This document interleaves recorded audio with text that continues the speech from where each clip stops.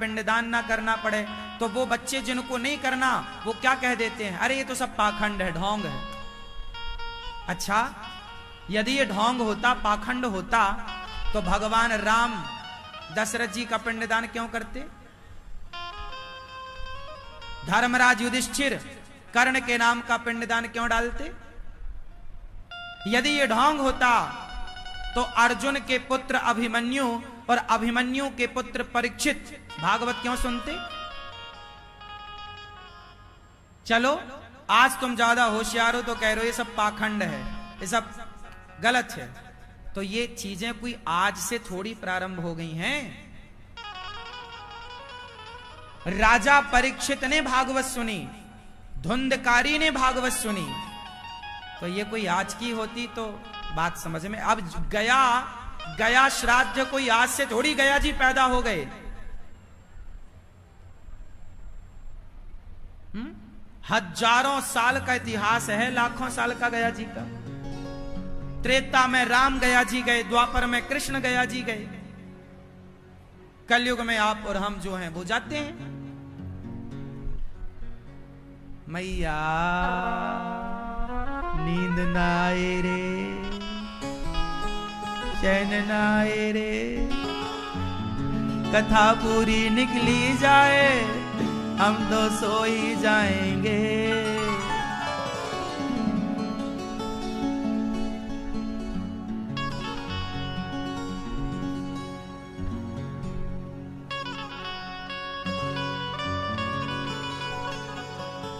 तो अपने माता पिता भागवत जरूर सुनवाओ सबको, अच्छे कार्य करते रहो भैया। कोई बुरा काम थोड़ी कह रहे हैं हम। तुम शराब पीते हो, सिगरेट पीते हो, तब तुम्हें नहीं लगता यार ये पाखंड है। अरे शराब पीना पाखंड है। क्यों? शराब पीना पाखंड है, लेकिन मरे हुए बाप को, ये बात मैं चलो तुम्हें बता दूं कि इतिहास के पन्ने में पढ़ लेना, मिल जाएगी। ताजमहल किसने बनाया है? बताओ जरा बनाने वाले का नाम। हाँ, किसने बनाया? जोर से। हाँ, शाहजहां ने बनाया। शाहजहां ने जब ताजमहल बनाया तो शाहजहां का बेटा अपने बाप को जेल में बंद कर दिया था। इतिहास के पन्ने गवाह हैं। जेल में बंद कर दिया कि मेरा बाप पागल हो गया, इतना पैसा खर्च कर दिया एक ताजमहल बनाने में। शाहजहां के बेटे ने जेल में बंद कर दिया अपने बाप को, और जेल में बंद करके एक गिलास पानी देता था पीने को दिन भर में, तौल कर एक गिलास, और एक मुट्ठी चने। दिन भर में क्या खाएगा? एक मुट्ठी चने और एक गिलास पानी, इतना बाप के लिए, सगा बाप। और अपने भाइयों का सिर काट कर, सत्ता की लालच में उसने अपने भाइयों का सिर काट कर अपने बाप को गिफ्ट करता था, ये रहा तुम्हारा बेटा, देखो आज इसे मार दिया, आज इसे मार दिया, आज इसे मार दिया सारे भाइयों को। और पानी, गर्मी आई तो एक गिलास पानी में गर्मी में कैसे गुजारा होगा भैया? तब बाप तड़प गया, प्यासा, बोला बेटा खाने को मत दे, कम से कम पानी तो दे दे। उसने कहा खबरदार जो एक गिलास से ज्यादा पानी मांगा। तब उस शाहजहां ने कहा था, ये बात शाहजहां ने कहा कि तेरे से अच्छे तो वो हिंदू हैं। तू अपने जिंदा बाप को पानी नहीं दे रहा, और वो हिंदू हैं जो मरे हुए बाप के नाम का पानी देते हैं, तर्पण करते हैं। ये बात ऑन रिकॉर्ड इतिहास के पन्ने में लिखी है, आप चेक कर सकते हैं। ये उस जमाने की बातें हैं कि हिंदू अच्छे हैं कि जीते जी तो बाप को पानी देते हैं और मरने के बाद बाप के नाम का तर्पण करते हैं, मतलब जल दान करते हैं। ऐसी परंपरा, हिंदू परंपरा जो मरे हुए बाप को पानी देता है, तो सोचो कि जब बाप जिंदा है तो वो अपने बाप का कितना सम्मान करता होगा। इसलिए सम्मान करना चाहिए बाप का, माता का। और हमारी संस्कृति आखिर में शाहजहां को कहना पड़ा कि तेरे से अच्छा हिंदू है। कोई कैसे भी कहे साहब, अंत में सबको कहना पड़ता है कि हिंदू सबसे अच्छे हैं। कोई खुशी से कहे या रो के कहे, कहना पड़ता है, क्योंकि हिंदू संस्कृति ही सबसे उत्तम, जहां बाप का सम्मान भगवान की तरह है, मां का सम्मान देवी की तरह। हाँ या ना? फिर ऐसे ही थोड़ी हम लोग हवा में लाठियां मारते हैं। ये तुम कहते हो ना, ये पंडित लोगों ने गया श्राद्ध पिंडदान, एक लड़का बोला, आज का साइंस पढ़ने वाला, बोले पिंडदान गोला गोला बना के और वो कौआ को खिला रहे हैं, फिकवा रहे हैं, क्या वो बाप को मिलेगा? अरे भाई, तेरा साइंस वहां काम ना करेगा। सुनो, कुछ जगह ऐसी है ना जहां विज्ञान काम नहीं करता, जहां विवेक काम करता है। कुछ जगह ऐसी है विज्ञान काम नहीं करता। बताओ, आपके मन में बहुत कुछ चलता है क्या? उत्तर हां या ना? जोर से तो बताओ। आप सिटी स्कैन कराओ, आप विज्ञान की बड़ी से बड़ी मशीन लाओ और आप अपना पूरा बॉडी टेस्ट कराओ, उसमें आपके बॉडी के सारे पार्ट्सों की फोटो तो आएगी। क्या मन में चल रहा क्या है उसकी आएगी? है कोई मशीन जो मन के विचारों को कैद करती हो? तो बताओ, मन की गति तक क्या साइंस पहुंचा है? फिर तो जब साइंस मन को नहीं समझ पाया, तो मन को बनाने वाले भगवान को विज्ञान कहां समझेगा? ये विज्ञान के बस का नहीं है। विज्ञान जो बना रहा है बढ़िया है, पर ईश्वर विज्ञान के बस का नहीं है। हाँ या ना? ये विज्ञान से परे बातें हैं। हाँ या ना? आप जब सोते हो तो आपका मन चला जाता है हरिद्वार, आप वहां हरिद्वार में गंगा नहाते हो सपने में। भैया, ये कौन जा रहा है? क्या विज्ञान पकड़ पाया जाने वाले को? बताओ फिर वो कौन सी मशीन है?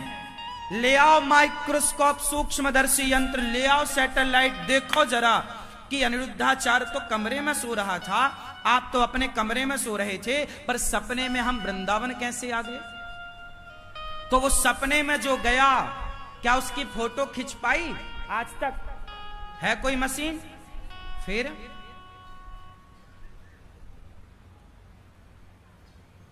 विज्ञान अपना काम करता है, उत्तम है, अच्छा है, पर ईश्वर, आध्यात्म, भगवान अलग विषय है। हाँ या ना? इसलिए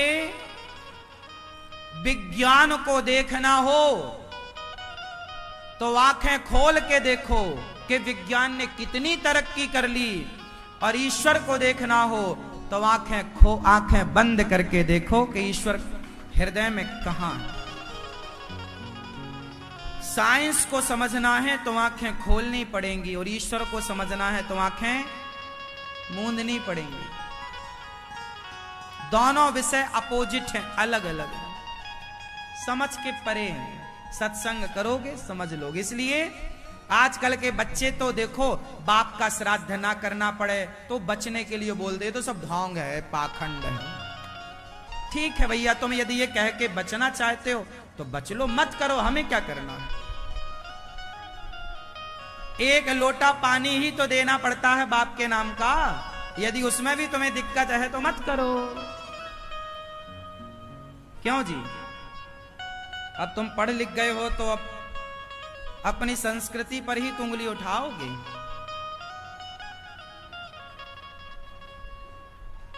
हनुमान जी संपाति को ले गए, सब कुछ हुआ, संपत्ति ने कहा मैं देखा हूं तुम नाही, गीधहि दृष्टि अपार, बूढ़ भयऊ न तकर्त्यऊ, कछुक सहाय तुम्हार।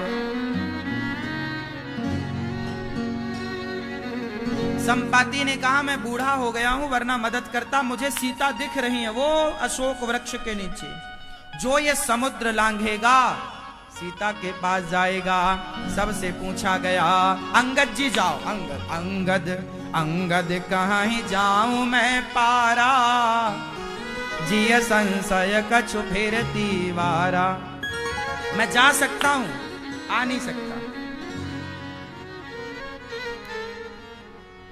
काहि रीछ पति सुनु हनुमाना, का चुप साधि रहो बलवाना। पवन तनय बल पवन समाना, बुद्धि विवेक विज्ञान निधाना।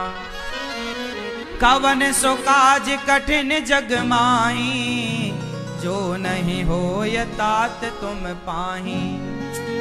राम काज लगी तब अवतारा, सुनतहि भयउ पर्वताकारा। पवन तनय बल पवन समाना।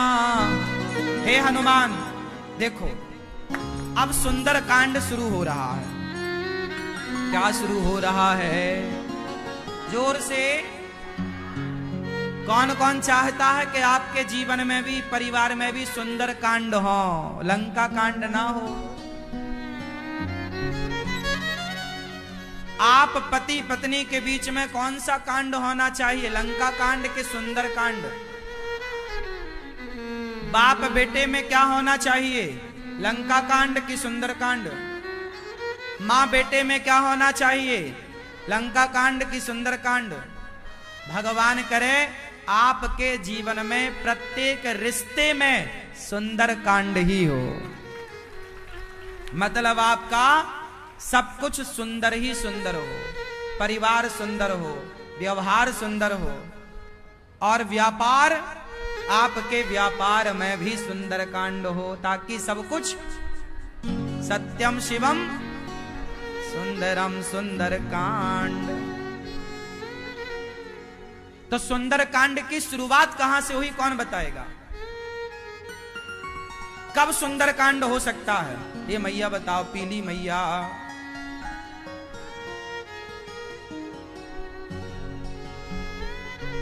मैया, ओ मैया, पीली मैया बताओ।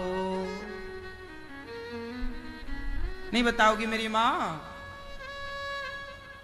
पीछे वाली मैया, पंखा झलकाने वाली मैया, अच्छा कर रही है मैया, पुण्य का काम, सबको हवा दे रही है ऐसे। बताओ मेरी माँ केसरिया मैया, हाँ बताओ, सुंदर कांड कहां से शुरू होता है?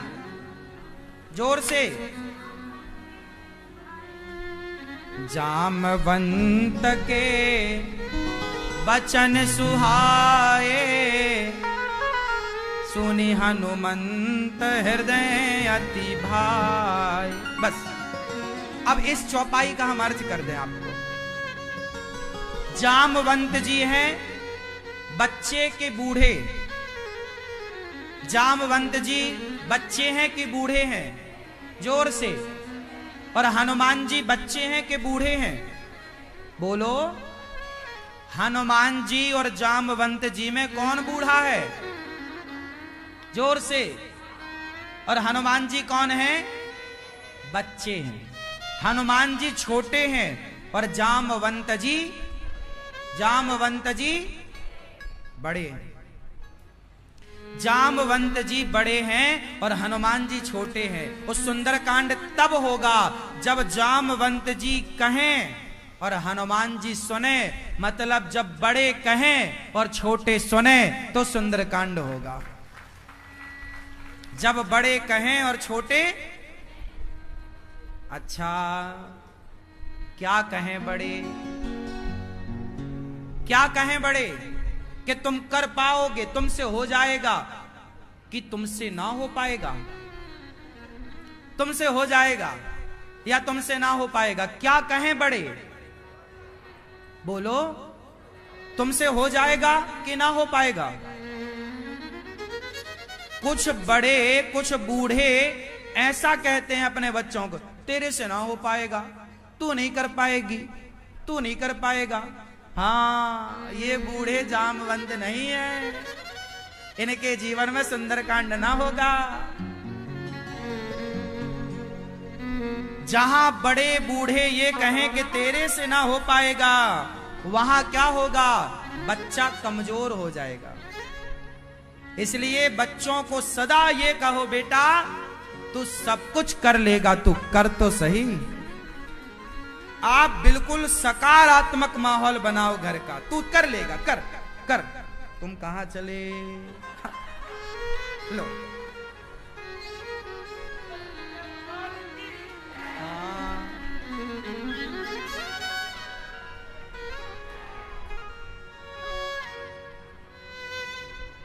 ठीक है, अब उंदा है। चलो, हनुमान जी से जामवंत जी कह रहे हैं हो जाएगा, और कौन कह रहा कि नहीं हो पाएगा? आजकल आप अपने बच्चों को क्या कहते हैं? तू नहीं कर पाएगा। मैं भी जब अपने लक्ष्य में आगे बढ़ा तो मुझे भी बहुत लोगों ने कहा आप ना कर पाओगे, तुमसे ना हो पाएगा।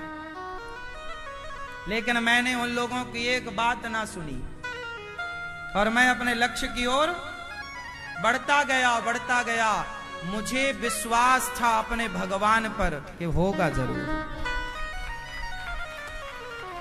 जामवंत जैसा बूढ़ा हो और हनुमान जी जैसा जवान हो तो फिर सुंदरकांड ही सुंदरकांड। बूढ़े कैसे हो? आजकल के बूढ़े भी तो अपनी भूमिका ठीक से नहीं निभा रहे हैं। केवल बच्चों का ही कर्तव्य है ऐसा नहीं, बूढ़ों का भी कर्तव्य है। हाँ या ना? अच्छा, बूढ़ों का कर्तव्य बताओ क्या है? यदि आपके घर में आपके दो बेटे आपस में लड़ते हैं, माना कि भगवान करे आपके घर में कभी भाइयों की लड़ाई ना हो किसी के घर, फिर भी मान लो, माना कि आपके घर में दोनों भाई आपस में लड़ते हैं, तो उनकी लड़ाई का जिम्मेदार कौन है? उत्तर दो, कौन?